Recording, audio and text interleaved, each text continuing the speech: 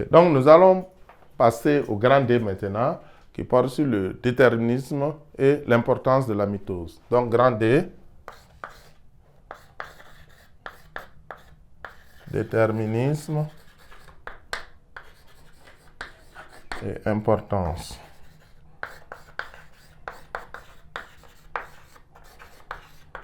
de la mitose.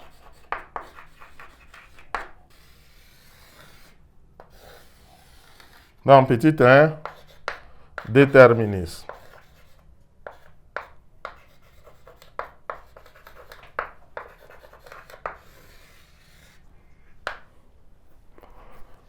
Donc, le déterminisme de la mitose, sont les éléments qui vont être décisifs pour enclencher la mitose. Quels sont les éléments?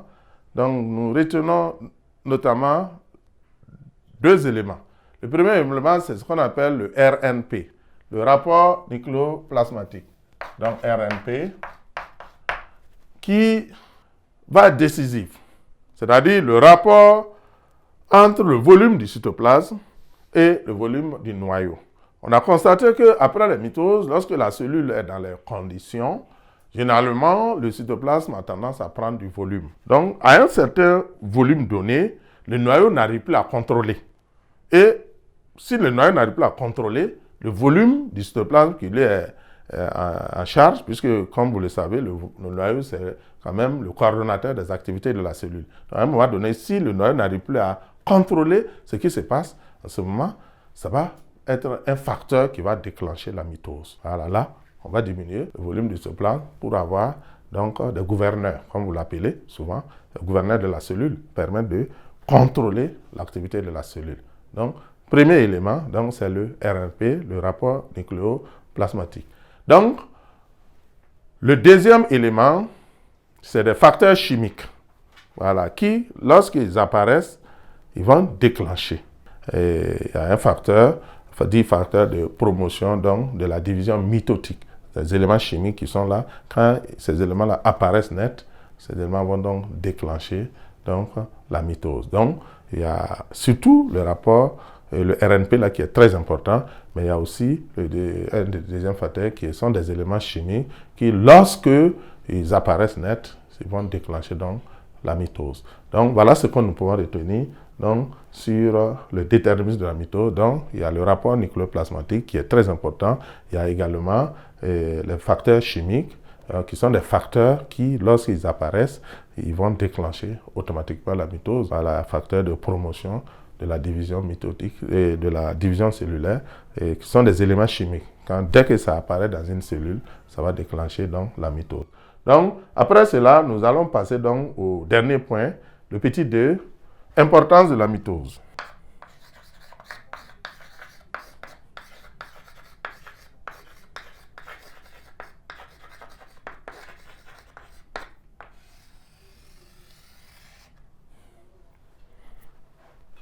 L'importance de la mitose se résume en plusieurs points. D'abord, ça permet à l'embryon.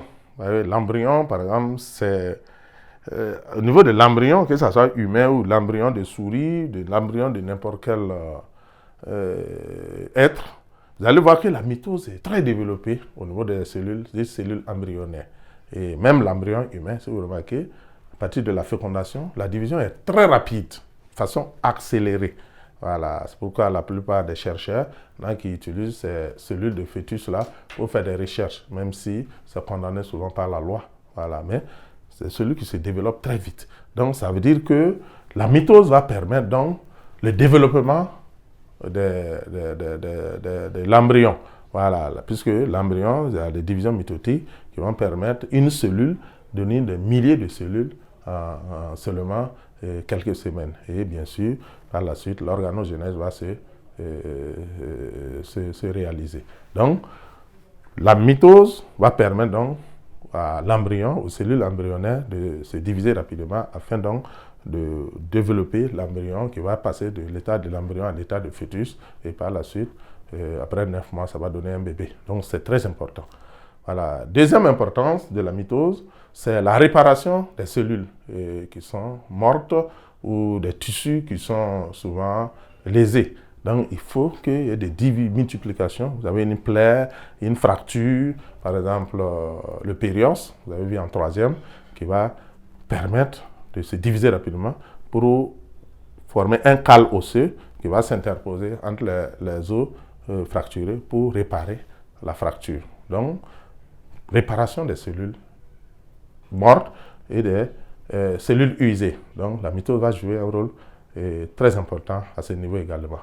Maintenant, un autre rôle, surtout au niveau des plantes, il y a des cellules spécialisées, surtout dans les terminaisons des tiges et des racines, un type de tissu qu'on appelle méristème. Donc, au niveau de ces tissus, vous avez des cellules mérismatiques qui sont des cellules embryonnaires et qui vont donner un pouvoir à ces plantes que les hommes n'ont pas. Voilà, un homme, si on coupe un bras, tu vas mourir avec ton bras coupé. C'est vrai qu'actuellement, on essaie de mettre des prothèses et autres pour quand même masquer l'handicap. Mais au niveau des plantes, vous voyez que chaque saison, on coupe les arbres, mais ça repousse. Ça repousse parce qu'il y a un tissu spécialisé qu'on appelle donc méristème dans les terminaisons des plantes, des tiges, des plantes et des racines qu'on appelle donc cellules mérismatiques qui vont donc avoir un pouvoir de conférer à ces plantes-là un pouvoir de division illimité qui fait que quand on coupe, ça repousse. Voilà. Mais malheureusement, nous, les humains, les animaux, pour la plupart, n'ont pas ce pouvoir de régénération, à part peut-être les lombrics, voilà, qui ont cette capacité, certains animaux inférieurs qui ont la capacité. Mais l'homme n'en a pas malheureusement. Donc, à ce niveau également, la mitose va jouer un rôle, voilà, de, j'allais dire, régénérescence, j'allais dire, pouvoir illimité, donc, de pousser, de se développer, donc, au niveau de ces plantes-là.